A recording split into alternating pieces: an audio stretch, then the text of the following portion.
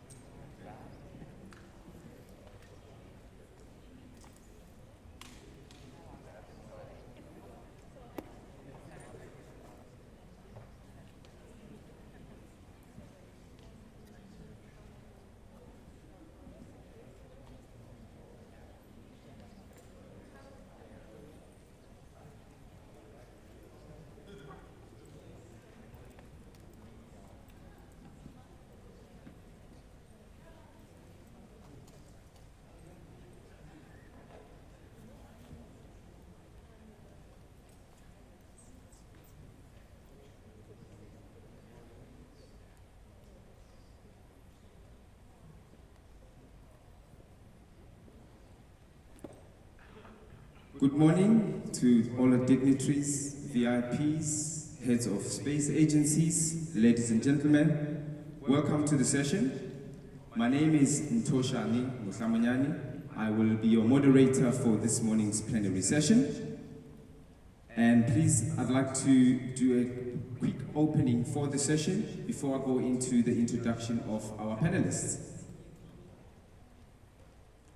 Under this year's theme of IAC 2021, which is Innovate, Inspire, and Discovery, allow me to take you on a brief journey. Imagine with me, we are in year 2072. And at that time, we have had 4 successful explorations of Venus, and these explorations were actually led by a cooperation between Ecuador, Angola, Ethiopia, and Azerbaijan. And several years later, after years of sustained and exponential economic growth, which is driven by space sector, Latin America has successfully established its space agency, which is actually seen as one of the leading space agencies in the world. And this agency has actually gone on to co-fund several missions to Mars, whereby it was able to, they were able to collect and deliver particles and rocks from the other planets and brought them back to Earth safely in partnership with Portugal, Rwanda, and the Philippines.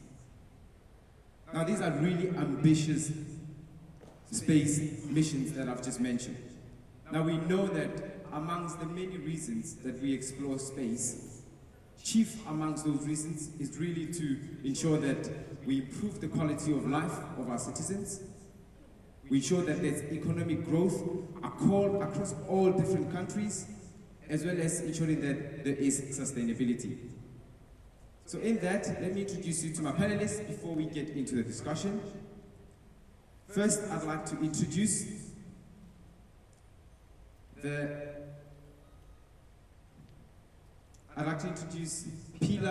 Dr. Pilar Zamora, who is the the executive director of the Colombian Space Agency. And right next to Pilar is President Mora, president of the Brazilian Space Agency. And next to him is Mr. Serdar Yildirim, president of the Turkish Space Agency. Next to him is Ms. Dr. Tidiane Outare, who is the space science expert in GMS, as well as Africa Program Coordinator at the African Union Commission. And next to him is the chairperson of the Azekosmos, Samadin Asudov. And right at the very end is the CEO of the South African National Space Agency, Dr. Val Monsami. As we begin, I'm going to allow my panelists to do a brief introduction about each of the agencies and really share with us briefly about some of the aspirations for each of the agencies. So with that, I'm going to now hand over to Pilar to do that with us, and then we'll move in that same order.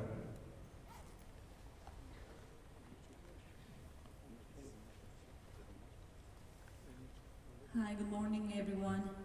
It's a pleasure to me to be here. Thank you to the IAF for the invitation. Thank you, Natasha, for all your presentation. Good morning to all my partnerships in the panel. The Colombian Space Agency, it's an organization that born by a private initiative. Our objective are the purpose of the CREATE project with space technology for the social impacts. In our lines of the development, there are the technological developments for the agriculture and productivity. We have one platform for the financial inclusion in Colombia that the name is Visionagro. And with Visionagro, we wanted to have development for the farmers in Colombia. This is our first point for the development. And the second is the STEM education. We believe that the education is the first step for the development space society. And we create one platform that the name is Aprendiendo with Galileo. Aprendiendo con Galileo is a platform for the STEM and the platform that now in the public schools in Colombia use the child for learn more about robotics, about the cybersecurity, for learn about the software, and for us is the way for the development of our country. In the third vertical that we have is the internet for rural areas. And in that point, it's great that you can know that in Colombia we have 50 million of people, and from that 50 million, just 30 million people has internet connection. So the internet now is one opportunity and it's one problem in my country. And by that reason, we work for give a solution in that point.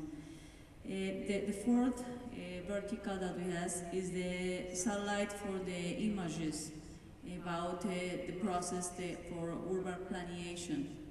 So now we are working with Maxar for build solutions for Colombia. I hope that with other of your companies we can build solutions. And we believe that with the space technology we can develop the cities and the farmers and the education, and by that reason from the IAC we ever work about projects. And our 55 project is the sustainability program that the name is GreenSat. With GreenSat we believe that our space generation can learn to build CubeSats. And by that reason, now we are speaking with my partner from Brazil to create a constellations with the CubeSats, and that in that constellation we will work also for sustainability. I think that this is one work that we need to do, and I think that we need to work for our planet.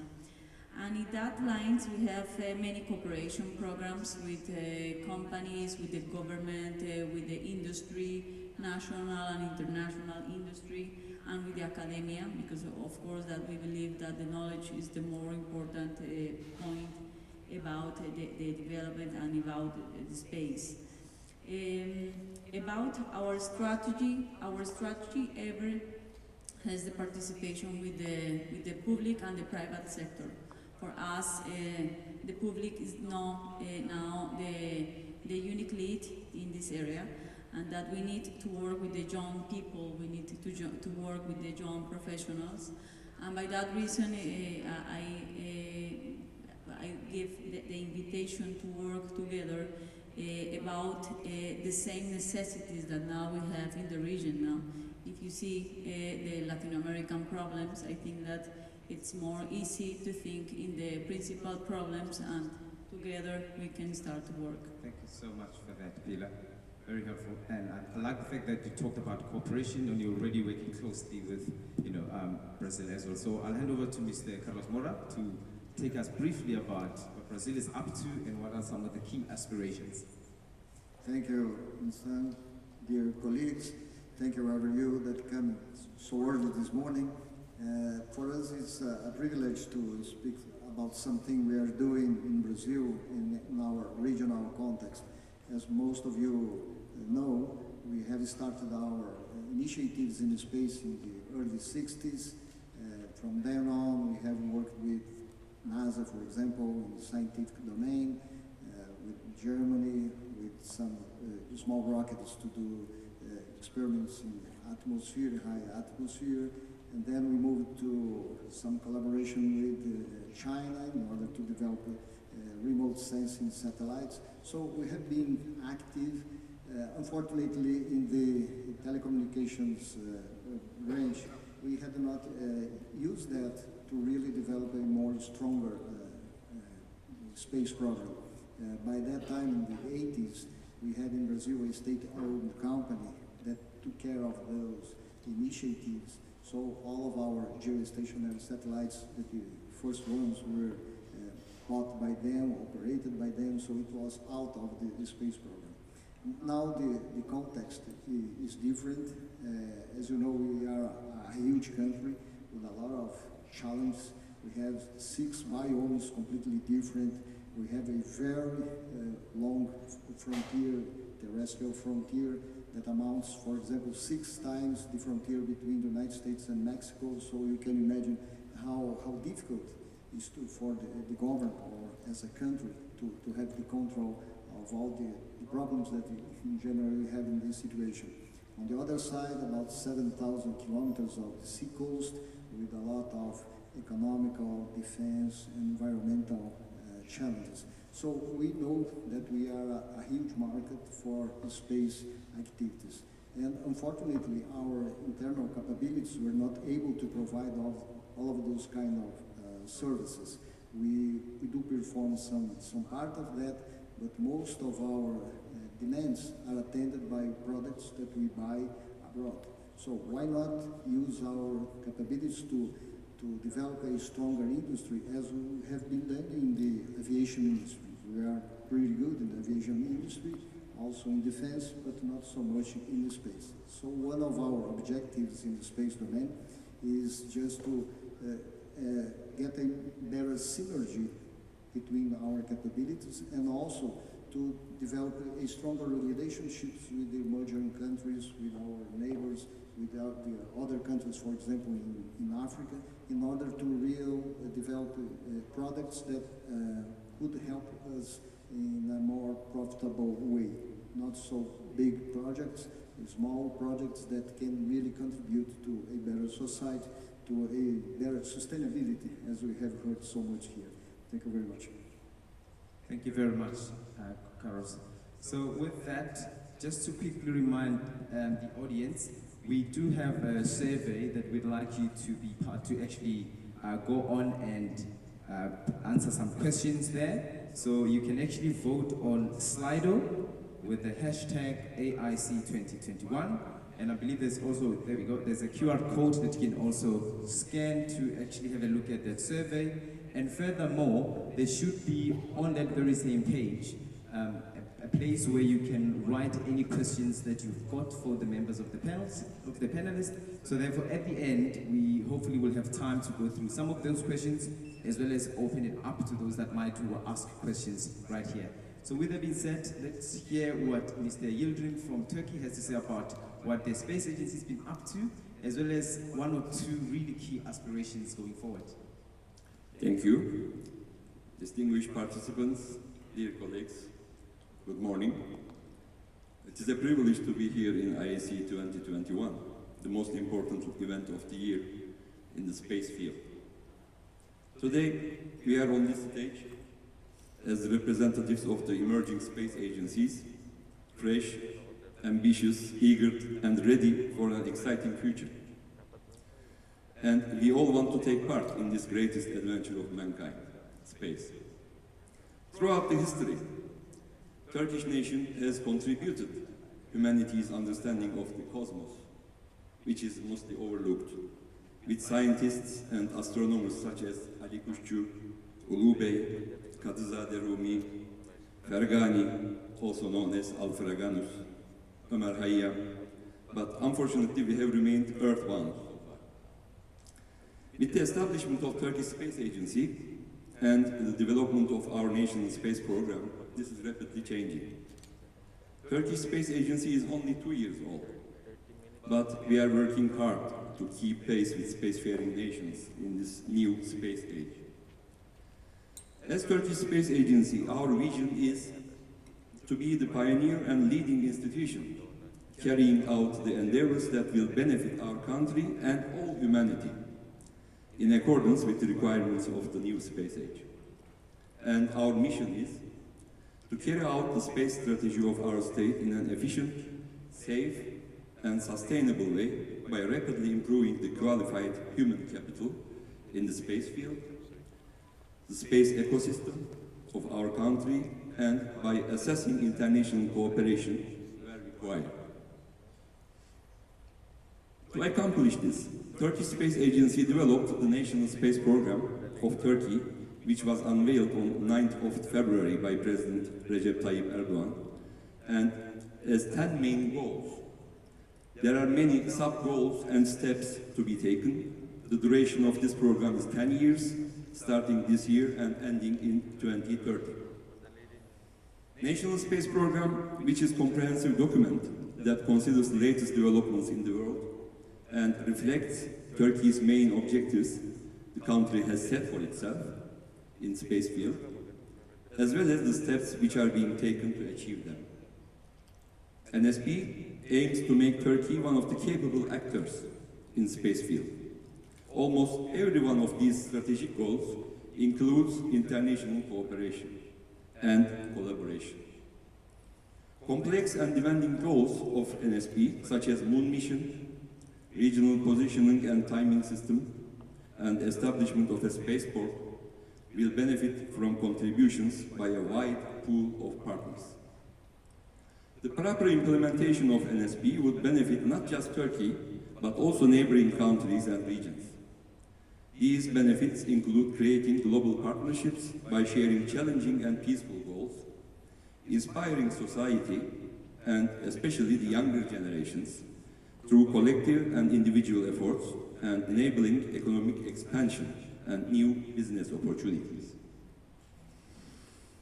We want to grow and strengthen our relationship with partners across the world, working together to solve humanity's greatest challenges, forging new bilateral partnerships and expanding existing ones.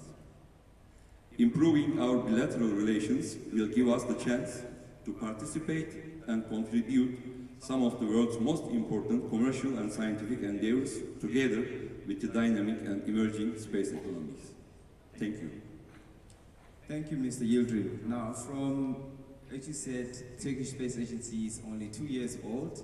Now, from that, let's hear from Dr. Tidian about, obviously, African Union being one of the oldest institutions, so from the young to not so much old, but experienced. So please share with us in terms of, from an African Union Commission's perspective, with regards to what you are up to and how do you view the whole concept of emerging space agencies?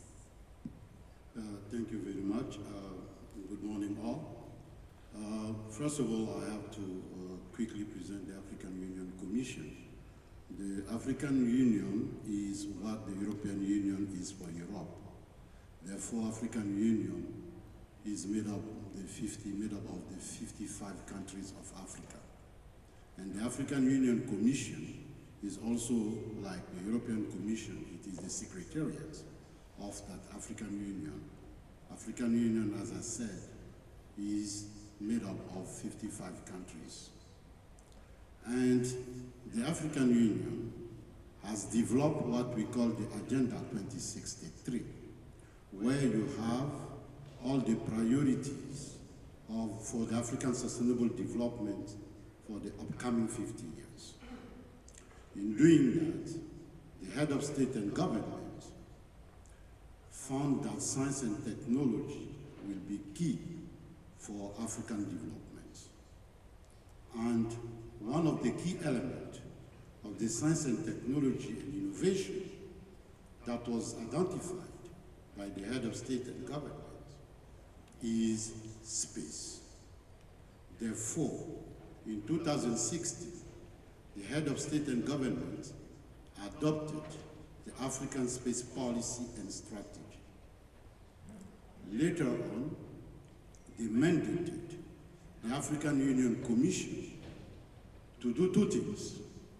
First, to propose a governance, and secondly, to start implementing as much as possible some of the elements of the policy and the strategy. Therefore, in 2018, the African Space Agency statute was adopted. In 2019, Egypt was chosen by the head of state and government as the hosting country. 2 weeks ago, the African Space Agency structure was adopted. Therefore, it is a new era for Africa. Space or outer space is positioned as a flagship program of the African Union. Why? Because all today is done thanks to space. We have to understand that, and that is not something we really discuss. Whatever we do, when you look at it, it is thanks to the space. And Africa is the second largest continent in the world, more than 30 million square kilometers. Secondly, the African population now is more than 1 billion. And in about 10, 15, and 20 years, this population will almost double.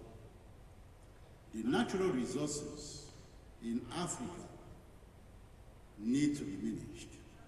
Water, forests, and as you know, the economy of Africa is currently based on natural resources, energy.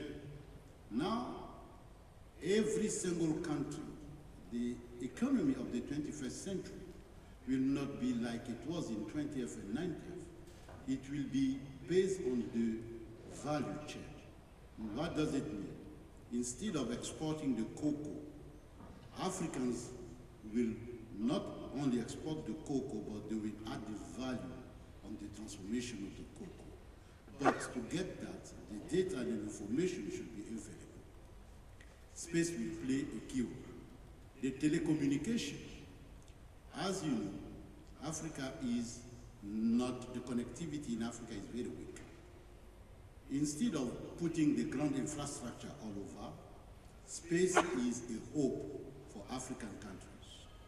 Therefore, with the initiatives in place currently, the connectivity will be improved and the market will be open and the market will be a huge opportunity, not only in terms of the consumers of the telecommunication products and services, but all the related activities around these telecommunication services. And the space will play a key role. Navigation in terms of aviation, agriculture, etc. Let's say, as I said on other podiums and fora, Africa is the new El Dorado for the space business.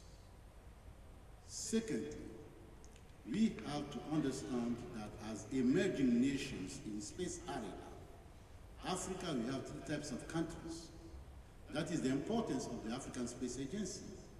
You have some countries like SANSA with South Africa, Egypt, Algeria, Nigeria, that are pulling. They are really ahead. And you have those who are we are calling the newcomers. Ethiopia, Kenya, Gabon, Rwanda, they are newcomers. And the big chunk of the African countries, even if they do not have space policy and strategies, or even space agencies, they are huge consumers of space products and services.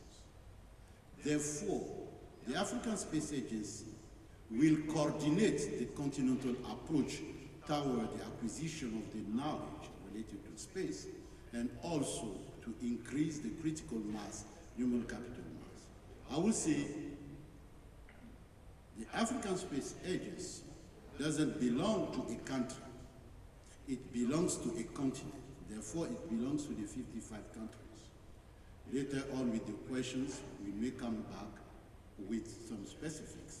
But today, the information is Africa, a new El Dorado for the space business, and we are available with other colleagues around to explain more and even to connect. Thank you very much, Tidiane. See, that's the trouble. That's the challenge, rather, because Tidiane is speaking for the entire African continent, therefore seems to have wanted to take more time than everybody has. But thank you, that was very good insight in terms of what the African Union Commission is up to. So I'll hand over to Samadin to take us through what some of the key aspirations are for as a cosmos. Thank you very much. Dear ladies and gentlemen, I'm very proud here to present Space Agency of Azerbaijan Republic. Azerbaijan Space Agency, shortly as a Cosmos, is now operating with more than 10 years. And within these 10 years, we implemented several satellite-based projects. Recently, it started as satellite operator, but recently we changed. It's transformed to the space agency, who carries also the commercial functions. As I said, Azerbaijan is now having 2 telecommunication satellites and 1 Earth observation satellite. Our satellites within the coverage of their area is addressing socio-economical challenges. We provide data, video, imagery services for reducing the digital gap, for environmental activities, for timely management of emergency situation, feeding government with space-based evidence and information. Over these years, we got strong capabilities in provision of satellite and teleport services, and now becoming a reliable partner in the region. Our teleport, for instance, got Tier 4 certification from World Teleport Organization, which is highest, and as a Cosmos is only one that got this highest certification. Those are the triggers, particularly causing, for example, U Agency for Space Program choose as a Cosmos for extending their satellite-based augmentation system called IGNOS for Galileo navigation satellites. Chinese navigation satellite system Beidou is also interested in partnership with us. So, general idea is to become from emerging space agency to the active regional player. Of course, as a space agency, we also do capacity building and space awareness programs. We managed inclusion of space studies to the curriculum of local universities. We implemented a couple of congress, competition, contests, hackathons, like NASA Space Apps. We also the aim of all of this is to increase the knowledge and skills necessary for development of space industry in Azerbaijan, skills necessary for development of small satellites in Azerbaijan in the years to come. So the general idea is to become an active regional player in the space industry, and we really understand that this way goes through the international cooperation and joint partnership. We are an active member of International Astronautical Federation, and also actively presenting Azerbaijan in platforms like UNOSA, COPOS, Space for Climate Observation, and so on. Well, space is great power, and we really believe that those who efficiently utilize space will got benefits from the added value, added prosperity and security, and a lot of advantages. Thank you. I cordially invite all of you to the Other Cosmos booth at half 5 for the questions later on. Thank you very much, Samadin.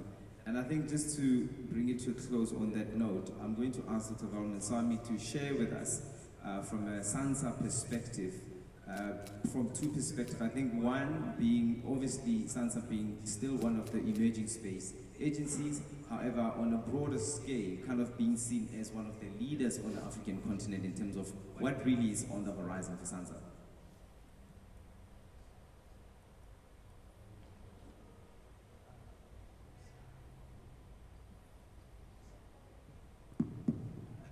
Thanks, Josh, and allow me to stand, please. As you said, there's a lot happening in South Africa at the moment, so I'm just going to give you a quick soundbite within my 3 minutes. Firstly, we just finalizing the construction of a new space weather center. It's going to be a 24/7 operations, and it's intended to provide space weather information to all flights in and out of Africa. So it's now regulated that aircrafts must have space weather information on board. We've also been working with the World Economic Forum, the Council for Geosciences, Group on Earth Observation, Amazon, and so on, to build a data cube for Africa called the Digital Earth Africa Initiative. So we will be hosting the Program Management Office in South Africa and looking at supporting the operations maybe in the next year or two. And then on the teleport side, I'm told that in the next week or two, there's a set of 20 satellite dishes that are coming through that will be installed. And that's to service the teleports. That's mega constellations looking at global internet access across the globe. And then we have signed an agreement with JPL about 2 years ago to look at maybe a fourth deep space network in South Africa for the Lunar and the Mars missions. So we've done the environmental impact assessment, so we'll be getting that site ready in the next year or so. And then we've got a mega investment funding that's coming through called Space Infrastructure Hub, and that will allow us to build a constellation of satellites to service the African region, but also looking at upgrading the data and the ground segments as well. And then we also have 3 satellites that will be launched in the first quarter for automated identification system for ship detections, and that will go up in the first quarter. And then we're looking at a pilot of a machine-to-machine satellite mission communications. We also working with European Space Agency to build a concurrent design facility to rapidly design new satellites within a month or so.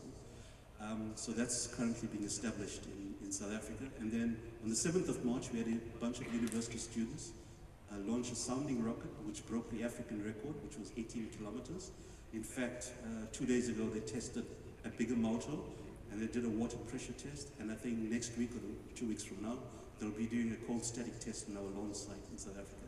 And the last one, the biggest radio telescope in the world is being built in South Africa with 8 other African partners, together with Australia. This telescope will allow us to go back in time 13.7 billion years in time, to right when the epoch of reionization sort of started, where the stars were born. And so it will allow us to pencil back in time. So this is space exploration from the ground. Thanks. Thank you very much for that, Val. And what I'm going to do is, I see there's quite a number of questions that are coming from the members of the audience. Thank you very much for that. So I'm going to try and make sure that I ask a question to each country that has been specified in the questions being asked here. So I think to kick us off, I'm going to ask Mr. Yildirim from the Turkish Space Agency to really share with us, as you said, your agency was established about 2 years ago, in terms of what are some of the challenges we encountered in the establishment of a space agency in Turkey. Yes, thank you. We have, of course, many challenges. Yes, for the time being, almost all ongoing grant projects are carried out by state institutions. State institutions are always important all over the world. They are needed because space activities, space research and exploration is always expensive and risky. Achieving goals in space requires coordinated action from government. However, public investment alone will not be sufficient. We need a significant increase in private sector investment in space activities. And the full combined efforts of every participant in the space economy, from businesses to innovators, entrepreneurs and space scientists. To build a strong, diverse and resilient sector, we must focus on removing barriers and increasing support on the areas of highest opportunity. We will back private sector to develop new commercial opportunities, and we will create a national space ecosystem, increasing employment, boosting space economy, attracting talent and investment. We will set the conditions for a competitive space sector and encourage space companies to get involved. The potential economic and social benefits are huge, even if the risks and uncertainties appear high today. Another important challenge we are facing is human resources. A skilled and diverse workforce is vital to the success of space businesses and the growth of the sector. In many areas, we need many experts, which we lack now. Unfortunately, we are aiming to reach at least 10,000 experts till end of 2030, in 10 years. We give much importance to improvement of human capital. We will use the spirit of space to inspire the next generation into STEM careers, inviting space professionals to lead exciting activities and competitions in schools. We hope that our endeavors in space will also inspire the next generation, as well as expanding our understanding of the universe and providing benefits to our planet and mankind. Thank you. Thank you very much, Mr. Yildirim. And perhaps if I could take this back to Samadin with regards to as a Cosmos. There's a question about the type of assistance and support that we feel, emerging space agencies can actually get to help them grow and to help them, really have that impact as far as the economic growth of a country goes. So the question really is to find out from you, to share with us about one specific example of where Cosmos has really, through international collaboration or even international support, that you received that led to the growth, and rather the growth of your space industry in your country, as well as perhaps even your region as well. Well, thank you, Dr. I think the biggest achievement is the 74th International Astronautical Congress. As some of you may be aware, Baku, our capital city, will host in 2 years' time 74th International Astronautical Congress. Of course, we really believe that the winning of this bid was through the way of international cooperation, and we are very happy that this Congress will come to our region after exactly 50 years, because back in Soviet Union time, in exactly 1973, Baku was hosted this Congress, and after 50 years, now the international astronautical community will be coming to Baku, and the theme for this Congress we suggested as global challenges and opportunities give space a chance, which also means that there are a lot of emerging countries around this region that are keen to become a member of International Astronautical Federation, this community, and Baku Congress will be a nice chance for them to get in touch and to feel the community and become the members. So I think this is the biggest achievement for us. Thank you. Thank you, Samadin. Now, it is not a secret that while the space industry is really grown over the years and continues to grow, right now there are a lot of players within the industry, some of whom are from non-traditional space sectors, if you call it that, even including the private sector as well. So now, as we know, obviously that makes this industry a bit more congested, more competitive than ever before. So the question for you, Pilar, is basically to say, from a, could you just share with us in terms of how geopolitical competition and cooperation is playing out in space, and what the impact, what that potential impact might be on emerging space nations? I think that for Colombia and for many countries, the cooperation, it's the principal way to develop the space industry. In the Colombian case, we just have 4 years ago, and to learn about the experience, about the process that other has many years is really important for us. I think that the space industry needs to push the countries to learn to do applications in the space, to knowledge transfer to our young people, and I think that for us is the first step. It's the reason that we love cooperate without geopolitical problems or thinkings, because for us the more important is to learn and to develop solutions for our problems as a community. One example for now is that we are speaking with Brazil about one cooperation program now. We has different MOUs with different space agencies and companies in the industry. Because really that if we don't have the capacity to learn, I think that we can move on so fastly how we want to do, and this is one of our principal goal for AAC. Fantastic, thank you. You mentioned this private sector, that's the space industry, which is obviously very key to the growth. That's actually where most of the growth of the space sector, particularly in emerging countries, is likely really going to come from the development of the space industry there. So with that, I just want to hear from Carlos in terms of from a Brazil perspective. Can you tell us, is there really a symbiotic relationship between the Brazilian space agencies and the local space agency, space industry in Brazil, and how would you describe that relationship, if there is? Well, Brazil maybe is one of the few countries in the world that can develop space activities in all the verticals. Access to space, satellites, to the downstream segment. And we believe that the government should keep its role in leading some initiatives to foster research and also some activities, for example, space situational awareness, some things like that the government should be the leader.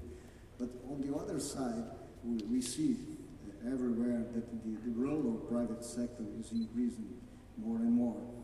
So since the last years, we initiate some gathering of space professionals to show how the industry can have a more proficient role, actuation in that sector. We have managed 4 space industry seminars in Brazil. We had another one with South Africa industry. So we are trying to show them that the business is there. But how to really get introduced in the value chain. We know that more than 70 or 80% of the whole market is in the downstream. The upstream is glamorous, it's attractive, but the money is in the downstream. And we have opportunities. Just to show a case in Brazil, as some of the main economic segments, by law they should invest at least 1% of the overall revenue in research and development.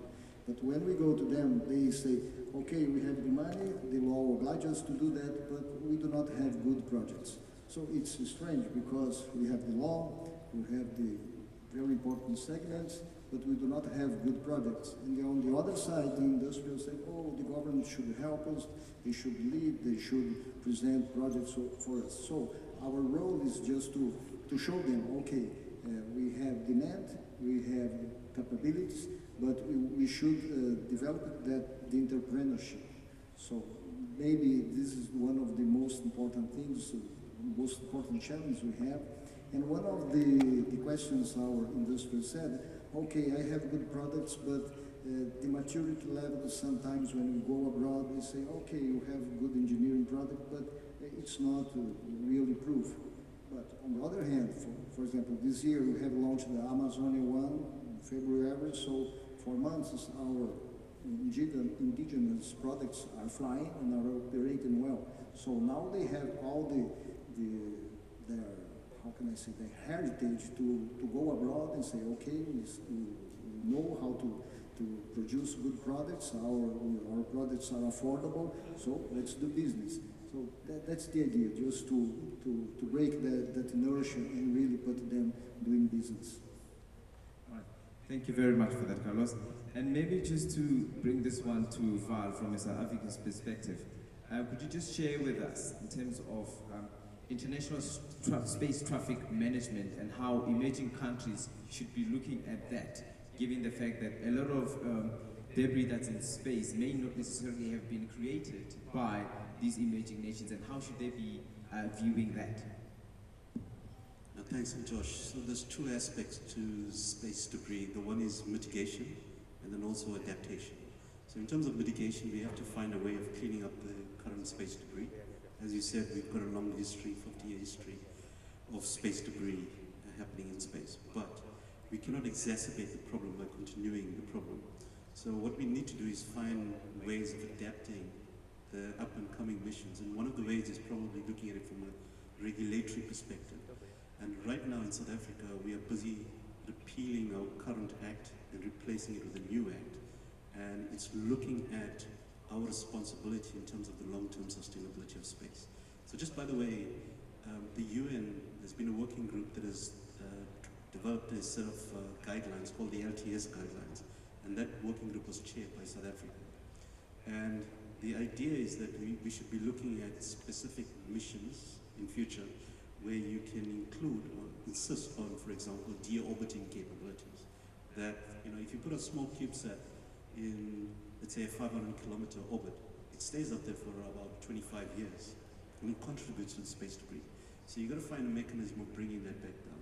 So I think from a regulatory perspective, we need to think somewhat differently, and that will also assist us. And I should also mention, by the way, I mentioned this space weather information or center. In terms of the long-term sustainability, it's a central part. I think it's guideline B7, because you need to understand the space weather effects. We have a region between South America and Southern Africa called the South Atlantic anomaly. And when you have severe storms, solar storms, you get a lot of satellites that get destroyed in that region because of excessive radiation.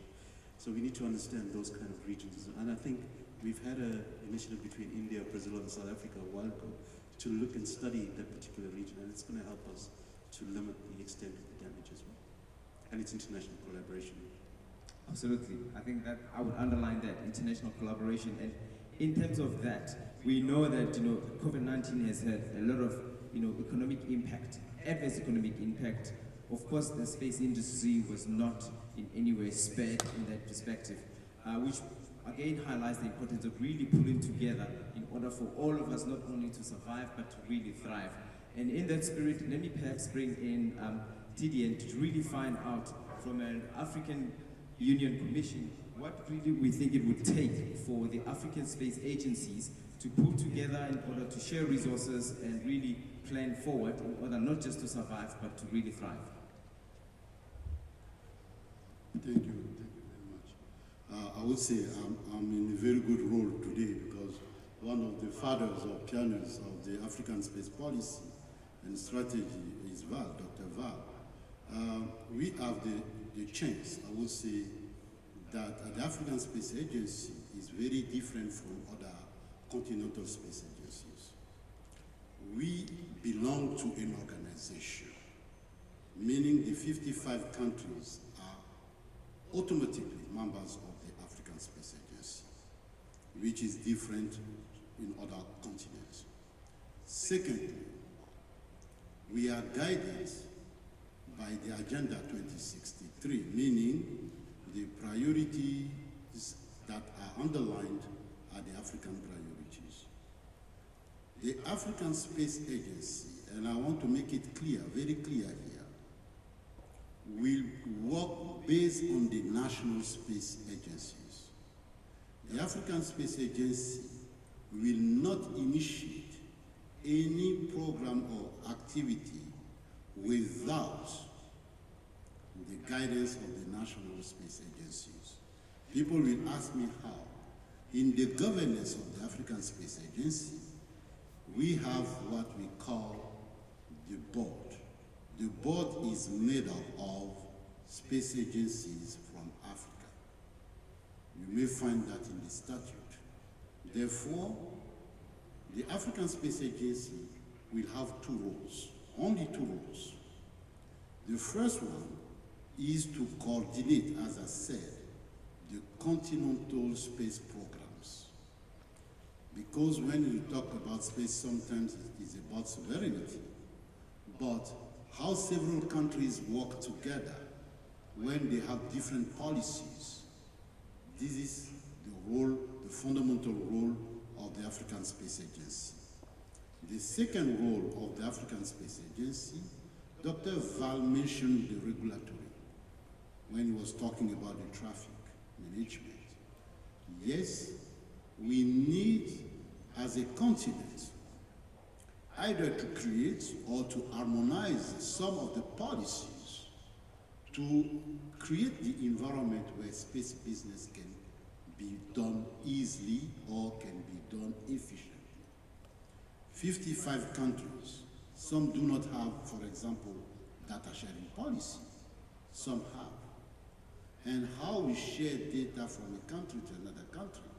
And we space experts, we know that space, most of the time, can be challenging in terms of conventions, treaties, regulatory issues, even two countries being neighbors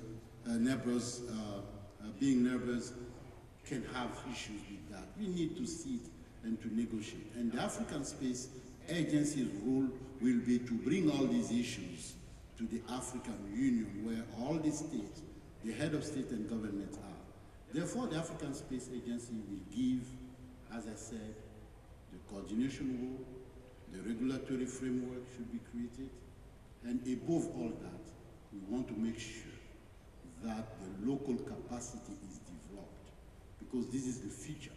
And Africa, with the youngest population in the world, and I would say 60% of our population is young. For us, we see it as the labor market for space also. Thank you. Thank you very much for that, Tidia. Now, you've all made some really compelling statements with regards to the emergence of your space agencies, but the question that has really come from one member of the audience here is, you've all said that, but none of you have actually mentioned having boots in space.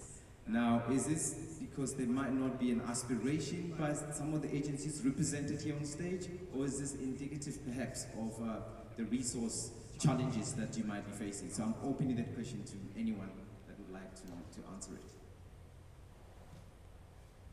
Okay, I see Verif got your hand up. I will take it. I have been volunteered. I would say, from the African Union perspective, we don't see the space matters as challenges. We see them as opportunities. Because it is very important for us that we look at space as one of the key pillars for the African sustainable development. The continent is huge, and we are always giving the example of the mobile phones. For example, when you go to Africa, you may not find the landlines in every village, but you can find at least one mobile phone in all African villages. That is a typical example for us to say space is an opportunity for us. Secondly, we are not talking about the telemedicine. The health issues in Africa is critical, mainly in the remote areas. This is where we see space as another opportunity. Now, we have to give ourselves the means to get there. What does it mean? The main mean for Africa is the human capital. We have to train our young people, and specifically women, to bring them.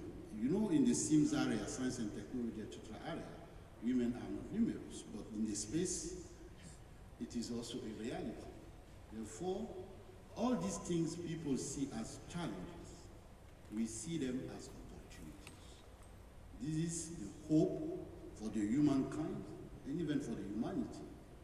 Someone asked me one day, you want to go to the moon, you Africans?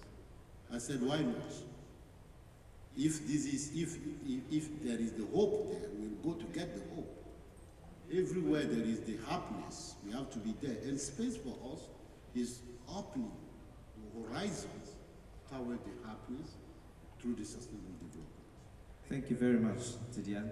Now, just to also put the question to everybody on stage, hopefully we can hear a perspective from Latin America in terms of what is it that your agencies are doing to try and get young people enthusiastic and really interested in taking up space, as it were, within the industry? What are some of the initiatives that you are doing in your various countries in terms of really encouraging young people to get into the space industry?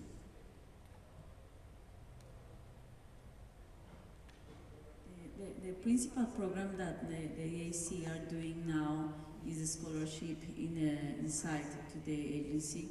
The more part of our people, our workers are young people.